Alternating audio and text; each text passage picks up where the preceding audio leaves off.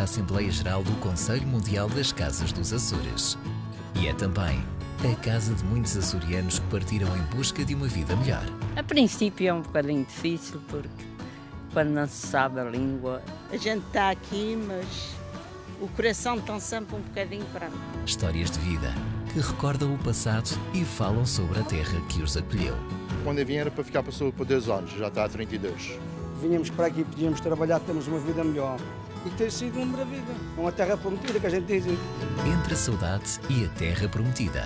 Uma reportagem da RTP Açores. Para ver, segunda-feira à noite.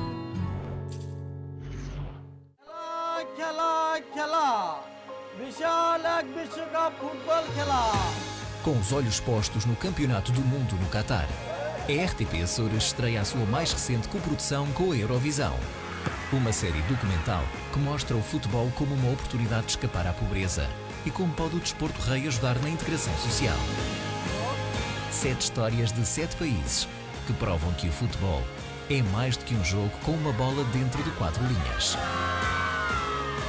Inside Offside estreia esta terça-feira. Uma série para ver em exclusivo na RTP Açores. A Assembleia Regional prepara-se para debater o Plano e Orçamento para 2023. Que medidas estão previstas para combater a inflação junto das famílias e das empresas? O orçamento proposto para 2023 garante a melhor resposta para a região. Governo, sindicatos e parceiros sociais estão no grande debate da RTP Açores. Esta terça-feira à noite.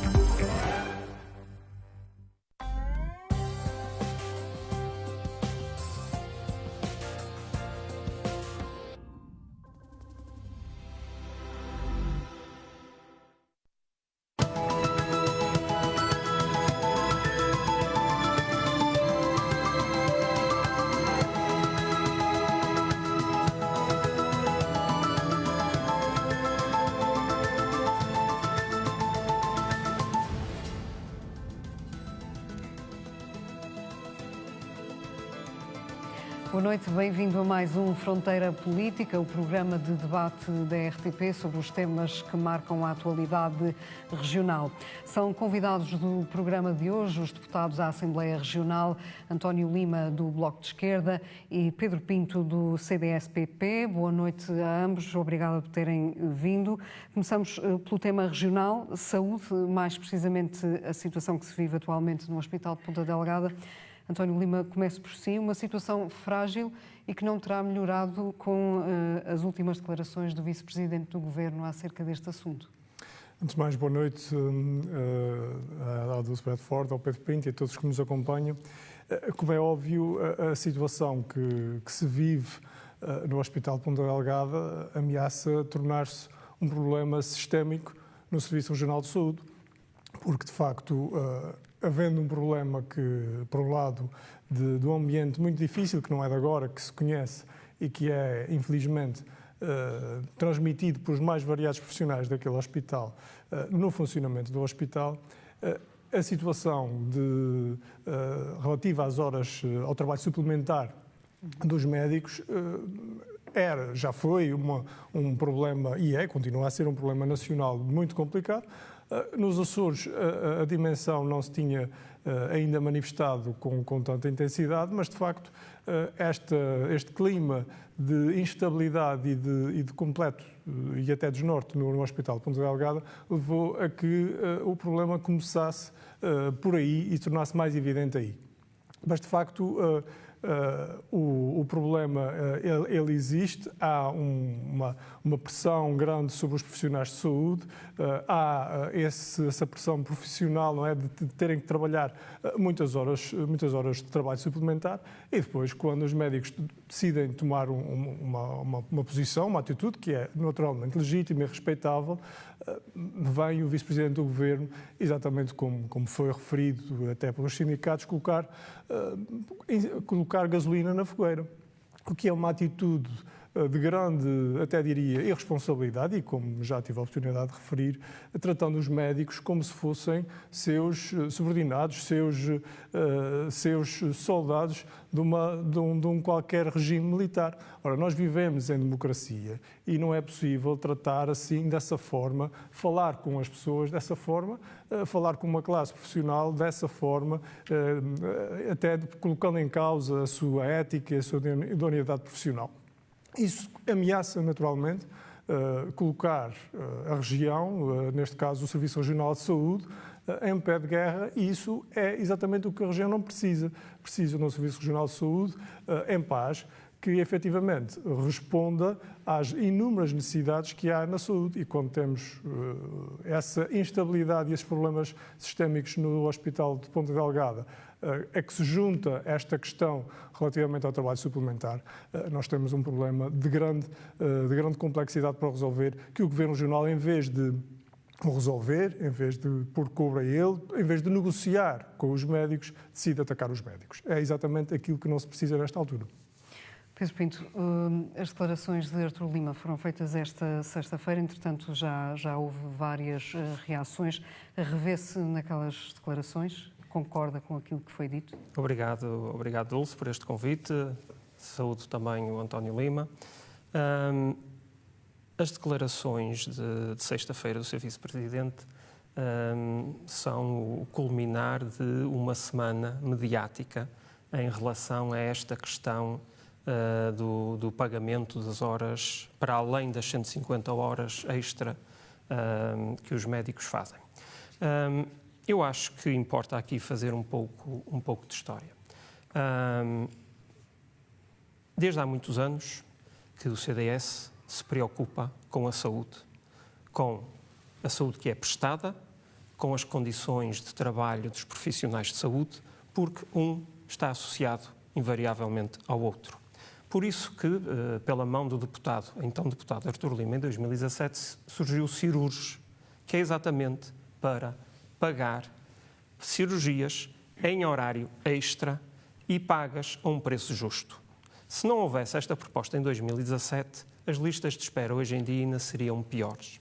E, portanto, se dúvidas houvesse quanto às preocupações que Artur Lima agora, como Vice-Presidente, tem em relação à saúde, seja aos cuidados de saúde que são prestados, seja em relação às condições que são dadas aos prestadores de saúde, acho que este exemplo do Cirurges é paradigmático. E vamos então às declarações. É porque as declarações começam na segunda-feira com médicos que vêm para a comunicação social denunciar uma situação de que fazem muitas horas, as horas não são pagas ao mesmo valor a que são pagas aos seus colegas da Madeira e do continente e, portanto, quem coloca o assunto na comunicação social são os médicos. Depois, na terça-feira, há uma reunião do secretário... Era um problema que já vinha sendo levantado já há algum tempo. Certo, mas quem coloca o assunto na comunicação social são os próprios médicos. Não são os representantes, não são os sindicatos, não é o governo, são os próprios médicos. E depois, no dia seguinte, há uma reunião do secretário da Saúde com o representante do Sindicato dos Médicos e os 3 diretores de serviço que na segunda-feira tinham vindo a público acompanham o representante sindical. Eu acho que até foi deselegante para o colega do sindicato, porque parece que os colegas não confiam no seu representante sindical. Depois, na quarta-feira, temos a representante da Ordem dos Médicos aqui nos Açores a dar conta publicamente também no telejornal. Eu limitei-me a fazer o apanhado que aconteceu no telejornal da RTP Açores, uma vez que vínhamos para aqui, não havia necessidade de correr toda a imprensa regional. Na quarta-feira temos então, de viva voz, a representante da Ordem dos Médicos também havia dizer que isto é um problema muito grande e que não são só os médicos destes serviços, há outros médicos que também há vários meses já deixaram de fazer mais do que as 150 horas. Portanto, é um problema que já foi identificado. É um problema até sobre o qual o próprio Parlamento já se debruçou com 2 iniciativas 2 iniciativas aprovadas por todos os partidos, à exceção do Bloco de Esquerda, que votou contra as 2 iniciativas. Eu tive o cuidado de ir ver se não me tinha escapado alguma iniciativa do Bloco de Esquerda sobre esta matéria que eu tivesse lá distraído no plenário e me tivesse passado despercebida, mas não. Já lá vamos. Eu fui e confirmei que, efetivamente, sobre esta matéria, o deputado António Lima, enquanto deputado no local onde tem o seu poder máximo, que é de fazer propostas legislativas ou recomendações ao Governo, não tomou iniciativa. No entanto, também durante esta semana, viu bastantes vezes em frente às câmaras da RTP. Portanto, o problema foi ter trazido o assunto para a esfera pública. Vamos ver, as declarações do seu vice-presidente podem ser interpretadas como incendiárias, mas na realidade ele está a defender a honra dos profissionais que cumprem, dos profissionais que abnegadamente vão todos os dias trabalhar, independentemente de terem feito 150 ou 160 horas. Portanto, está a perceber? Portanto, quando se distorcem as palavras, aí é que surge a confusão toda. Porque, na realidade, o que ele estava a dizer é: eu não quero acreditar que os médicos deixam de tratar os doentes por causa do dinheiro. Porque é isso que ele vê todos os dias. Mas eles referem que há falta de condições também. Os médicos vão tratar os doentes. Porque foi dito pelos médicos na segunda-feira que já há 3 anos que na Madeira eram pagos, as horas eram mais bem pagas, há 3 anos. Este governo está em funções há 2. E foi neste ano que o Parlamento aprovou as tais 2 iniciativas e que resultaram agora, está para publicação, não sei se foi publicado. Já foi publicado, entrou em vigor na sexta-feira. E, portanto, isto já resulta dessa ação do Parlamento e da ação do Governo. Portanto, o Governo que está em vigor há 2 anos, resolveu um problema que já existia antes sequer dele tomar posse. E, portanto, não podemos criticar o Governo de inação. Resolveu. Aliás, o Sr. Presidente do Governo hoje disse que ia rever novamente este diploma que entrou em vigor sexta-feira por um período de 2 anos e que já tinha sido debatido, obviamente, na Assembleia. E mais uma vez, quero dizer, o Parlamento aprovou por 2 vezes um diploma. Não, aprovou 2 diplomas diferentes, não é? Por 2 vezes o mesmo diploma com alterações. É o mesmo diploma. Não, há uma resolução e um decreto legislativo. Não, 2 diplomas 2 diferentes. vezes o mesmo diploma, aprovou 2 vezes o mesmo diploma e quando, no fim de semana seguinte, ele entrar em vigor, o Presidente do Governo vem dizer que vai rever. Bem, isto é o cúmulo quase do ridículo. Bem, nós dissemos por 2 vezes, a quando deste debate, que aquele diploma, por um lado, tinha inúmeros problemas relativamente aos limites e, no início, até tornava a realização de trabalho suplementar obrigatório, independentemente da vontade do profissional, e não havia qualquer evidência, e continuou a não haver, de que os médicos tivessem sido ouvidos e de que tivesse havido um processo negocial com os médicos para nós percebermos qual era, efetivamente, a visão da classe profissional sobre aquela matéria. E o que nós tivemos foi o Governo a dizer que os sindicatos estavam de acordo. Bem, isto, mais uma vez, não é típico de um regime democrático. Nos regimes onde o Governo fala para os sindicatos, não são democráticos, são outra coisa.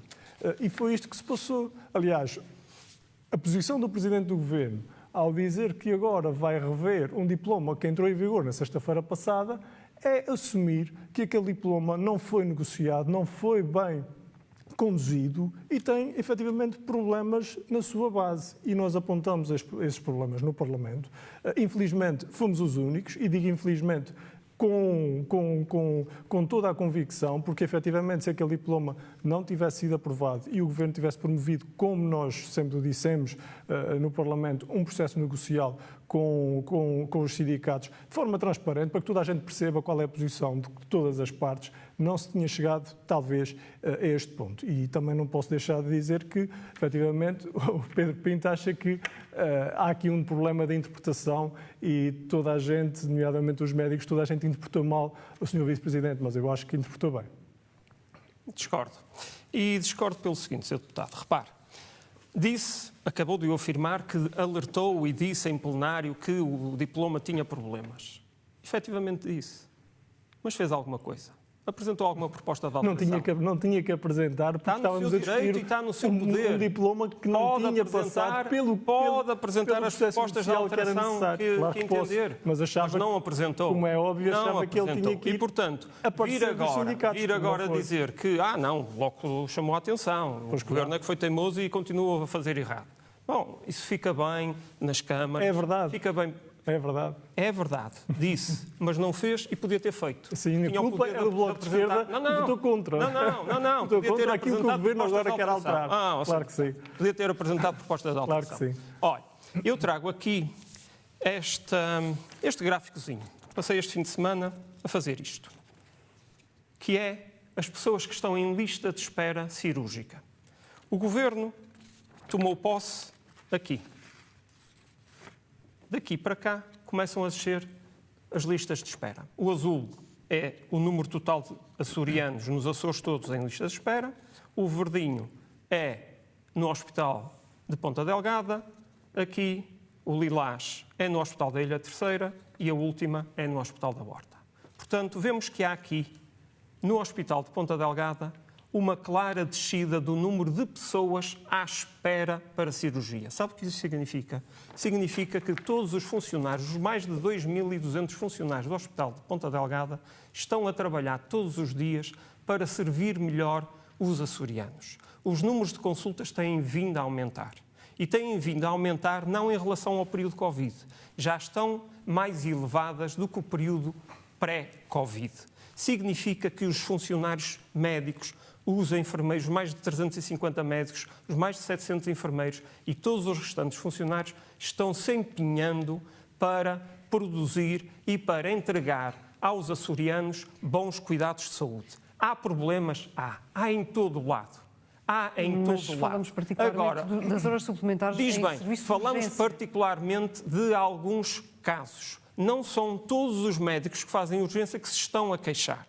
E não são todos os médicos que fazem urgência que estão a recusar-se a fazer mais. Nós vemos na comunicação social quem se está queixando. E, portanto, se todos se estivessem queixando, se todos se estivessem recusando a trabalhar, os números não eram estes. Os números de consultas estariam a descer, os números de cirurgias estariam a descer e o número de pessoas à espera de uma cirurgia estava a aumentar. E o que se comprova com números é exatamente o contrário. Agora, há pessoas descontentes, há pessoas que fazem muito barulho, mas não são todos. Felizmente que não são todos. Mas também a esses que estão descontentes se vai encontrar solução, tal como se encontrou agora sexta-feira. E, portanto, os problemas surgem, é perfeitamente natural que haja problemas. Todos os dias há problemas. Só quem não gera nada é que não tem problemas. Só para terminarmos, António Lima, na última conferência disse que os hospitais, os problemas deste hospital começaram sobretudo depois deste Conselho de Administração ter tomado posse e também referiu que há capelinhas partidárias na saúde. Bem, eu julgo que isso é por demais evidente quando sobre o Hospital de Ponta Delgada é o Vice-Presidente do Governo que fala normalmente, é o CDS e é o PPM a vir rapidamente em sua defesa. Eu julgo que há aqui uma interpretação que toda a gente já fez, só faltava alguém que o dissesse, mas eu tenho todo o gosto em fazê-lo. É evidente que há aqui uma capelinha no Hospital de Ponta Delgada e que é uma divisão absurda no Serviço Regional de Saúde que deve funcionar como um todo e sem divisões partidárias, porque não é para isso que o Serviço Regional serve. O Serviço Regional de Saúde serve. Mas deixe-me só terminar dizendo o seguinte. É sempre positivo quando as listas de espera descem. Agora, o problema é que estes números também escondem uma forma de fazer esse trabalho, através da produção acrescida, em vez de ser através de ser ao invés de ser pelo trabalho normal. Isso é um sinal de que a produção normal não está a subir, pelo contrário. Isso é um problema, como se sabe. Mas também sobre os profissionais, eu julgo que as declarações, mais uma vez, do Pedro Pinto são perigosas. Dizer que há alguns que estão a reclamar pode, e digo isso com preocupação, pode virar-se contra o governo que apoia. Porque se a tendência e se aquilo que os médicos estão a dizer que estão mais unidos do que nunca, perante as declarações do Vice-Presidente, o Governo pode ter aqui um problema entre mãos. E o Governo não quer, como ninguém quer, uma guerra no Serviço Regional de Saúde, mas as declarações, novamente, sobre esta matéria... já veio dizer que são as pessoas que vão sofrer com estas... As pessoas é que vão sofrer e ninguém quer. E lamento que o CDS, ao invés de reconhecer o erro, queira insistir no erro. E só para terminar, relativamente aos profissionais, eu vejo, obviamente, que é sempre positivo quando se reconhece o valor dos profissionais. Mas este governo foi o governo que decidiu não integrar os mais de 500 trabalhadores que estavam ao abrigo de contratos Covid no Serviço Regional de Saúde. E achou, aliás, aqueles trabalhadores que responderam na altura mais crítica da Covid, por exemplo, aqueles que estavam nos aeroportos a receber pessoas que não sabiam se estavam infectadas, não estavam numa altura de grande incerteza e grande medo, esses trabalhadores foram para o desemprego. É dessa forma que o Governo está a valorizar os profissionais de saúde. Não falamos apenas de médicos, como é óbvio, mas de muitas outras profissões, de muitas outras carreiras, que no caso desses trabalhadores que eram precários, que deram muito do seu tempo e da sua vida durante aquele período, o Governo Regional decidiu não os integrar e, aliás, nós apresentamos uma proposta para o fazer. Mas se o António Lima se recordar, já tivemos esse debate no Parlamento. E o seu secretário já disse que tem mais de 500 vagas abertas e que esses funcionários Covid eram cerca de 400. E, portanto, há mais vagas abertas no Serviço Regional de Saúde do que aqueles que foram contratados nada garante pelo que aqueles Covid. Trabalhadores portanto, fiquem nessas vagas. As pessoas têm é que concorrer. E, portanto, o que o António Lima acabou de dizer é que o Governo despachou essas pessoas e ignorou completa. Não é verdade. As pessoas foram contratadas ao abrigo de um regime específico e toda a gente sabia que era temporário, pelo período da pandemia. Acabou o regime específico. Acabou o contrato. Isso é perfeitamente natural. Só o Bloco de Esquerda é que não quer compreender isso e quer fazer disto um cavalo de batalha. Relativamente às declarações do Sr. Bastonário. As declarações do Sr. Bastonário com uma falsa moralidade, e a falsa moralidade é exatamente quando ele diz que se houver descontentamento na classe médica, quem vai sofrer são os utentes. Portanto, isto é que é uma verdadeira ameaça, que é o representante máximo da classe deixar esta ameaça de que, se os médicos estão descontentes, quem sofre são os utentes. Isto é gravíssimo. E o Sr. Bastonário devia se preocupar com outras coisas. Como, por exemplo, a sua representante aqui na região ter dado só 18 consultas em 2021. As 18 consultas custaram à volta de 4.000 euros cada uma. O Sr. Bastonário não se preocupa com isso. Deixa aqui esse repto ao Sr. Bastonário da Ordem dos Médicos. Agora passamos a um tema nacional, que diz respeito, obviamente, aos Açores, que é obrigações de serviço público. Por imposição de Bruxelas e no decurso do plano de reestruturação, a SATA não vai poder assegurar mais essas rotas não liberalizadas, rotas que o próprio Presidente do Conselho de Administração da SATA já disse serem comprovadamente deficitárias. A SATA está a fazê-lo, e aqui coloco as minhas aspas, por especial favor até final de março de 2023, tem de ser indenizada por isso. São necessários pelo menos 10 milhões para assegurar essas rotas. A verba inscrita no Orçamento de Estado para 2023 é de 3,5 milhões, muito abaixo daquilo que é necessário. Pedro Pinto, acredita que vai haver um reforço por parte... O Partido Socialista já veio dizer que vai reforçar para 9 milhões. O Partido Socialista tem maioria absoluta, portanto, nós sabemos que vai ser reforçado. Agora, o Partido Socialista escusava era de andar a brincar com coisas sérias, porque isto resulta do acordo com a União Europeia. Ficou assente no acordo para viabilizar a empresa e para a privatizarmos, que essas rotas deficitárias para Santa Maria, Pico e Faial iam ter que ser indemnizadas. E, portanto, António Costa cumpriu, meteu o artigo 46 no Orçamento de Estado. Mas então porquê é que não meteu logo os 10 milhões? Para que este número dos 3 milhões e meio para agora os deputados do Partido Socialista virem a fazer uma proposta de alteração para aumentar para 9 milhões? Porquê é que ele não foi sério e não meteu logo os 10 milhões? António Lima. Bem, como é óbvio, o valor que foi escrito no Orçamento de Estado parece ser insuficiente, a julgar por aquilo que a administração da SATA já referiu e o próprio Governo Regional, e foi por isso que, perante a incerteza sobre até a posição do Partido Socialista sobre essa matéria, nós também tivemos a iniciativa de fazer uma proposta de alteração no Orçamento de Estado, através do nosso grupo parlamentar na Assembleia da República, de introduzir uma verba até 10 milhões de euros, que é o que o Governo Regional diz que é o valor adequado. Mas esta matéria leva-nos aqui um pouco mais longe do que a verba inscrita no Orçamento de Estado. É preciso ter em conta que estas ligações entre 3 ilhas, Faial, Pico e Santa Maria, com o continente, para além da ligação de Ponta Delgada ao Funchal, estas ligações estão neste momento, e na minha opinião, em risco, independentemente de existir concurso público com obrigações de serviço público ou não. Recordemos que estas obrigações são criadas desta forma em 2015 pelo governo de então PSD-CDS e de uma forma, como é óbvio, muito lesiva do interesse da região. A TAP abandonou logo as ligações, um sinal claro de que elas tinham problemas sérios, não tinham qualquer interesse. Não eram minimamente atrativas. Para a TAP, e se não eram para a TAP, eram por algum motivo, e depois percebeu-se que elas eram deficitárias. Não vamos discutir se é uma ou se é outra, mas no seu conjunto elas são deficitárias, claramente. Agora nós estamos perante uma situação em que podemos dizer se esses 10 milhões ou 9 milhões, como o Partido Socialista parece que vai introduzir no Orçamento de Estado, serão ou não suficientes. Mas há outro fator que nós temos que nos lembrar, é que a SATA Internacional vai ser privatizada. A maioria do seu capital.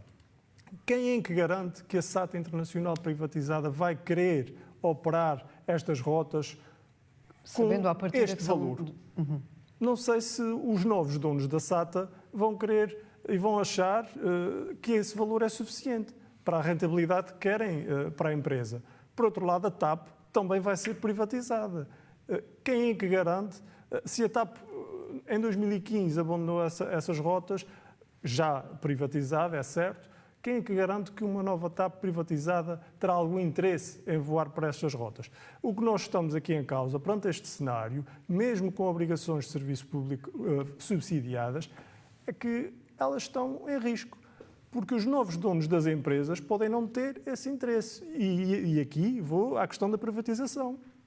É óbvio que tem custos ter uma companhia aérea e como ela tem sido gerida, inclusive por este governo, tem custos que são, obviamente,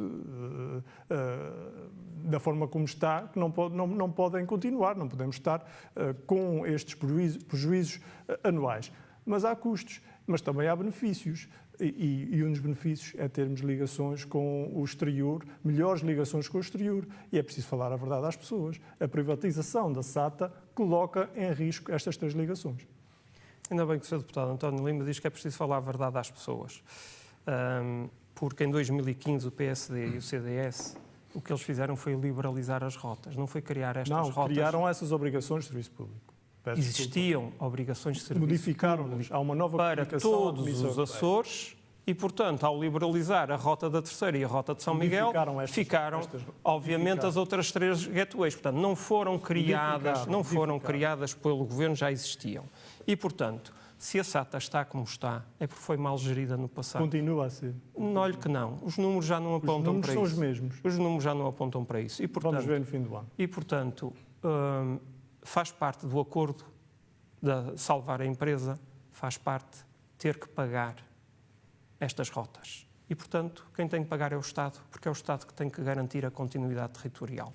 E, portanto, António Costa escusava ter feito esta proposta dos 3 milhões para andarmos aqui a brincar as propostas de alteração. E eu tenho de garantir que o programa não ultrapassa os 30 minutos, portanto peço agora que façam o seu destaque da semana. Começo, se calhar, pelo António Lima.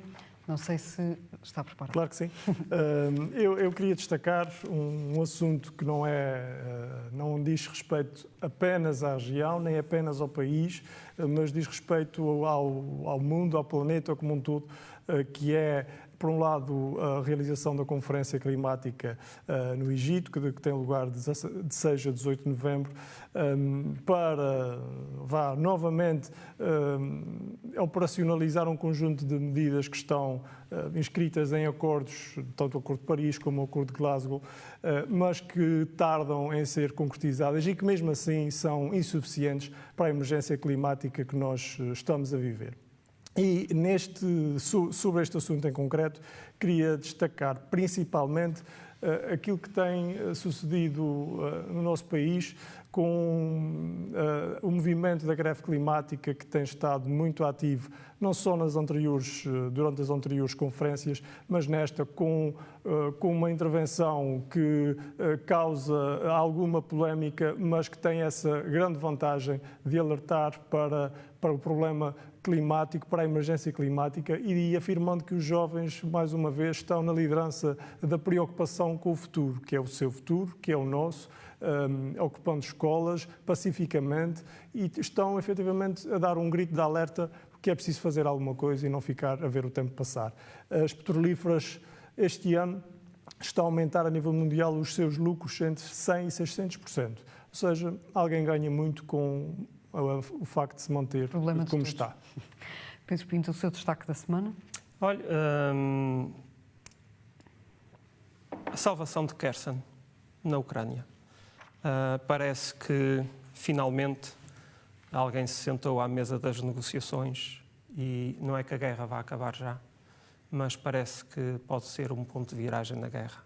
E, com isso, pode ser que a inflação, ou melhor, a especulação, diminua e, portanto, o nosso modo de viver, o nosso nível de vida volta a estabilizar como era antes, porque efetivamente vivemos numa espiral de aumento de preços, não por causa de uma inflação, chama-se inflação, mas na realidade é uma especulação.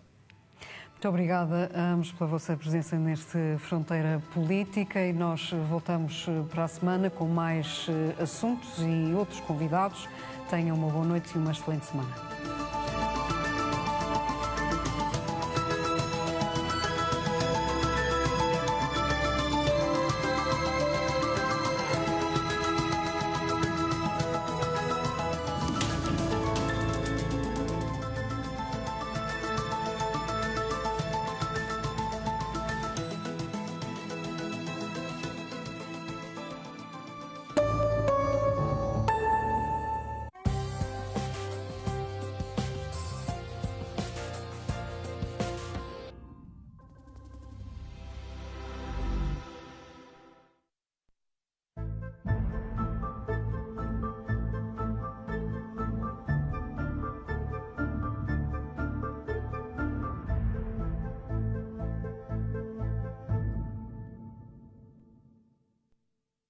A cidade-quartel de Elvas está inscrita no Património Mundial da Unesco.